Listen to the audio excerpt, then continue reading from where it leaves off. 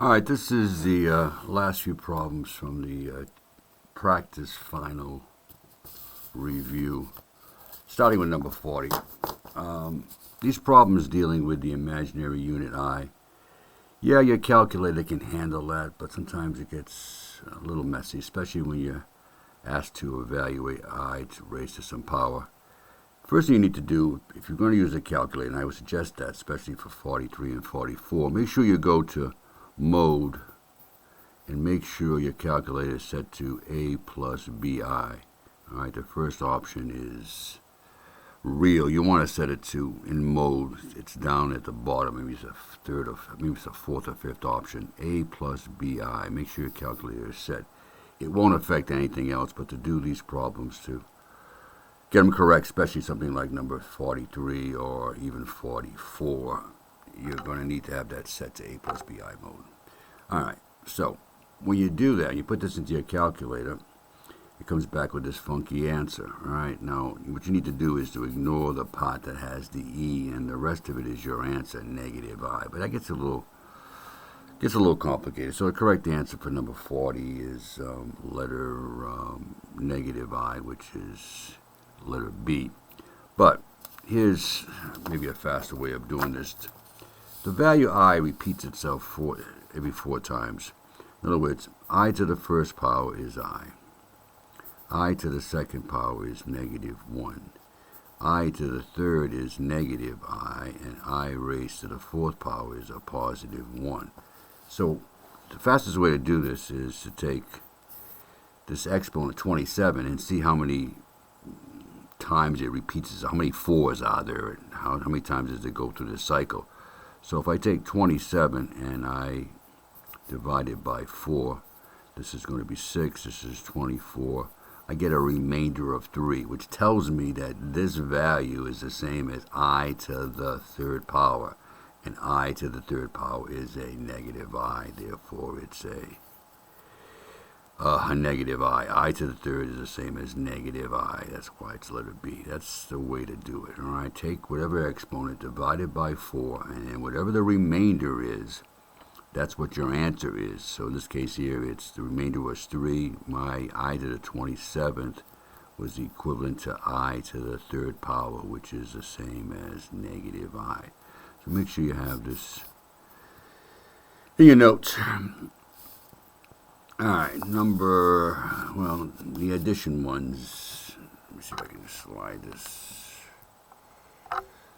We can actually do this in our heads here. What do we got? We're adding, all right, so we can drop the parenthesis. 5 plus 4, well, that's 9. Well, I see 2 answers that have 9. I don't see a 9 here. I see a negative 9 there. A negative 8i combined with a positive 2i is a negative 6i. So number 41, we've got the letter D. All right, 5 plus 4 is 9. 8 minus 8i plus 2i is a minus 6i. 42, I'll actually do well because of the subtraction. What do we got here? 42. 8 plus 9i. And I want to subtract a minus 6 plus I. Alright, so I want to drop the parenthesis here, and we realize the minus sign that precedes that parenthesis changes the signs of the two terms inside, making that negative 6 into a positive and making that positive I into a negative I. So what have I got here? 8 plus 6 is 14. 9i subtract 1i is a positive 8i. 14 plus 8i. Looks like it's letter B once again. All right.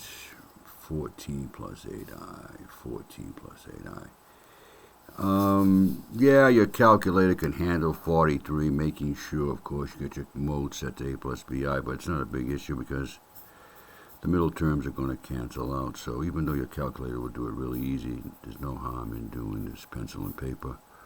4 4s of 16. Up top here, I get a negative 12i. Middle term here, inside terms is a positive 12i.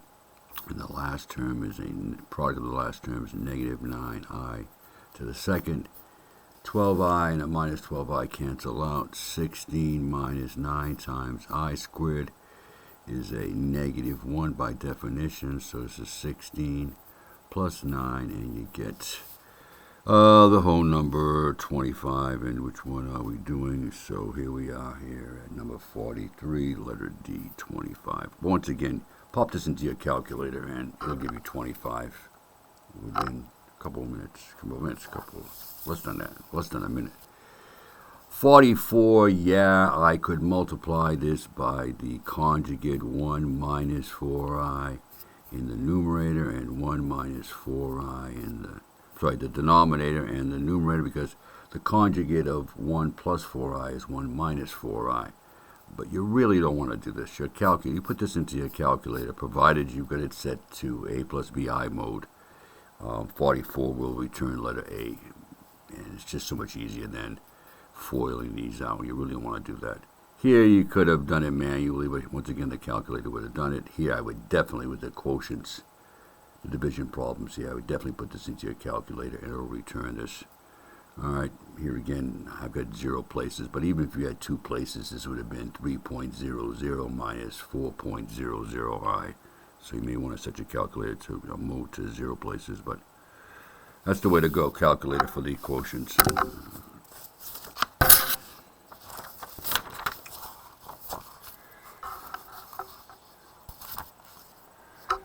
Going to skip over 45. What he's looking for there is the maximum or minimum point. No, I won't give you anything at 45. I'm not even going to waste your time doing that.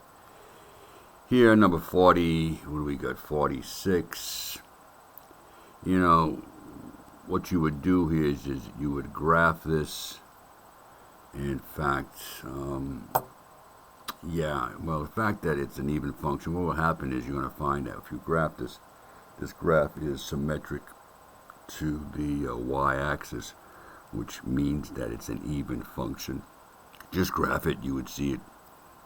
I'm not even sure, quite honestly, what it looks like, but in fact, let me just do it quickly here. I'm not sure you're even going to see this, but let me just for my own. Let me clear this off. What do we got here? 3x. You can't see what I'm doing right now, but I'm just going to graph this on my calculator. 3x to the 4th minus x squared. Minus x squared. And hit graph. Yeah. What you do when you graph this, you're going to see something like this. And you see that it's symmetric to the y-axis, denoting that it's an even function. Alright, so letter A. And once again, here again, I would graph this, and I notice that this is a negative, so it's going to be opening downward. So you're not going to have a minimum point, you're going to have a maximum point on 47. Alright, so the only ones that have maximums are letter D and B, so it wouldn't be A, nor would it be C. And if I were to graph this, here again, you're not seeing what I'm going to see because I'm going to try to graph it on my own. And so it's a negative x squared plus 8x. And my cell phone is ringing, of course. And I like when my phone tells me it's possibly a scam. I'll delete that. 8x.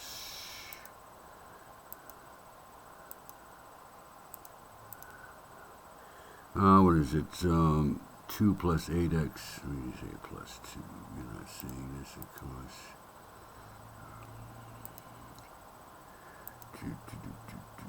Give me a second here. I need to just figure out what's going on.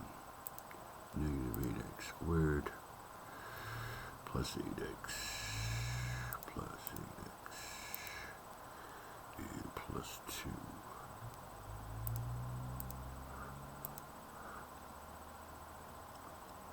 Yeah, what you're going to get is something that looks like this. And what you're going to find out is that this point up here, this maximum point, is on number 47, is located at 4, 18.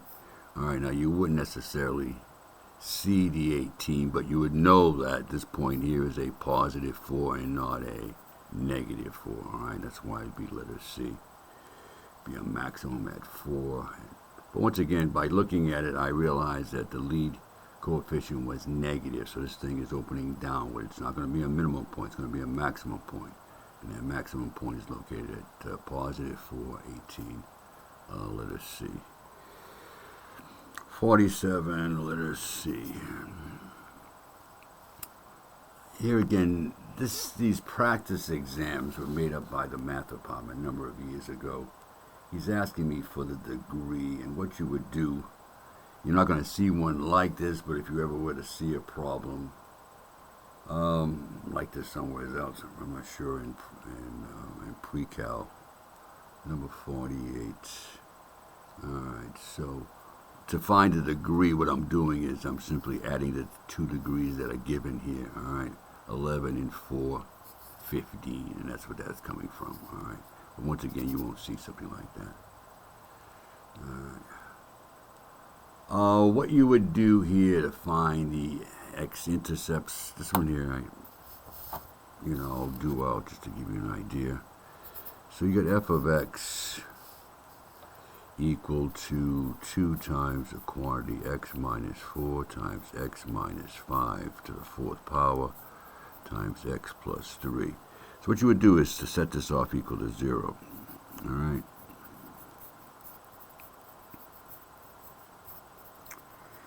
Now, in order for this product of these 3 parentheses to equal 0, well, we know 2 is never going to be equal to 0, so 2 is out of the picture. So you would solve each one of these.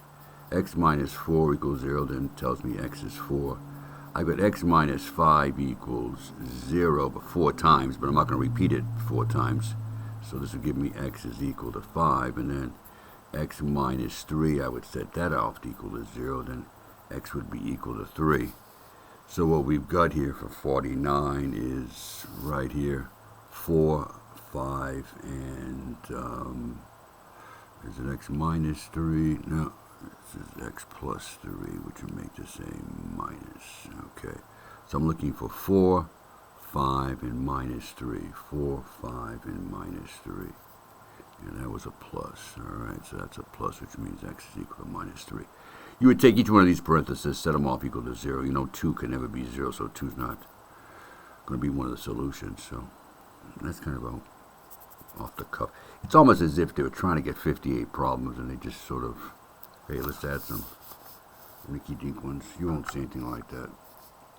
Or if you do, it won't be in this convoluted format. The domain set of x values, it looks like it runs from x equals, this is a minus 7 here, and it stops here at positive 7. So from negative 7 to positive 7 is my domain, letter B. My range looks like it runs from minus 3 all the way up here to a positive 6. So from negative 3, my lowest y value is a minus 3, and my biggest y value is right here at a positive 6. So from negative 3 to positive 6. I can't even read it. Alright, so from my lowest y value from negative 3 all the way up to a positive 6. And from negative 7 to positive 7 is my domain. State the x-intercepts. Well, it cuts across the x-axis here at negative 1 and also at positive 5. At negative 1 and positive 5. That's kind of a gimme there. 52.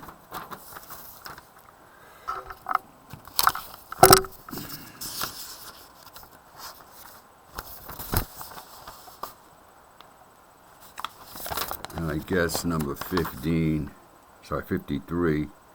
it's the same idea. He's looking for the y-intercepts.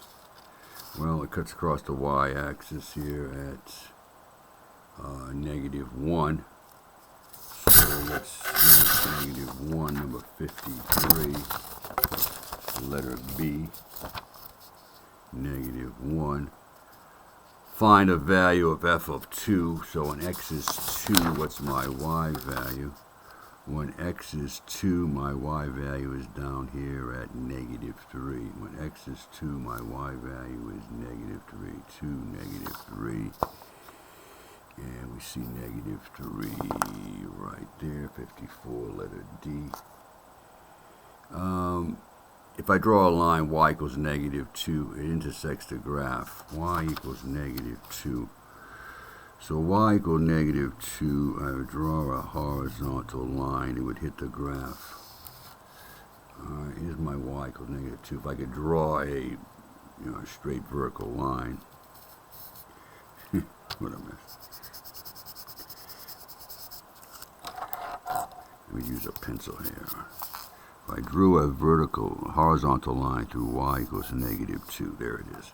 It hit the graph in 1 and in 2 spots. 2 spots. So, number 55 hits the graph in 2 points. 55, letter B. 2 points.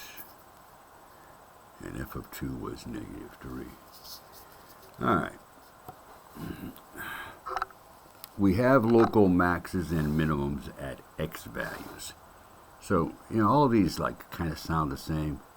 He says, first one says, letter A says, you have a local minimum at x equals negative 3.3. Well, I see negative 3.3, but it's not an x value, it's a y value.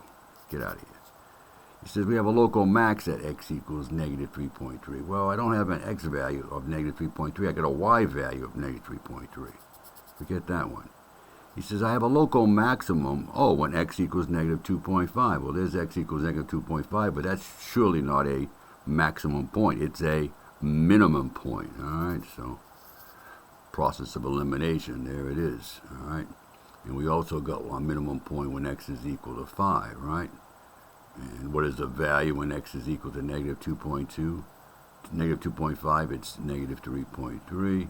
And what's the value when x is equal to 5? It's a negative 2.5. So everything checks out for letter D. State where the intervals where it's decreasing. Well, it starts decreasing here at x equals negative 8, and it stops decreasing when x is negative 2.5. It also decreases when starts decreasing when x is 2.2. And it stops decreasing when x is 5. So all that being said, it's letter B. And something like this, yeah, you could graph it. I'm not even going to take the time, but here's the deal here. What you would have to do is to take these two terms and bring them over to the left side of the equation. I would combine some like terms here. This would be a positive 2x minus the square root of 2 minus 2. I would graph this on my calculator. Alright, and I'm pretty sure what ends up happening is you would see the solution for this one here, letter B. But here again, I wouldn't give you something as convoluted as that. They just added this problem in. I don't know why they did. Alright, so that's the review. Here again, you got any questions? I haven't had, you guys have been doing fairly well, but here again, this is down the road. I'm recording this, to be quite honest, July the 7th. You won't be watching this video until August the 7th. All right, so I said, I always encourage people to email me questions. In fact, I did a Zoom this morning. It's a Friday. Nobody there. This is exam number 2, Friday the 7th, July 7th. But I hope it all works out for you. Talk to you later. Bye.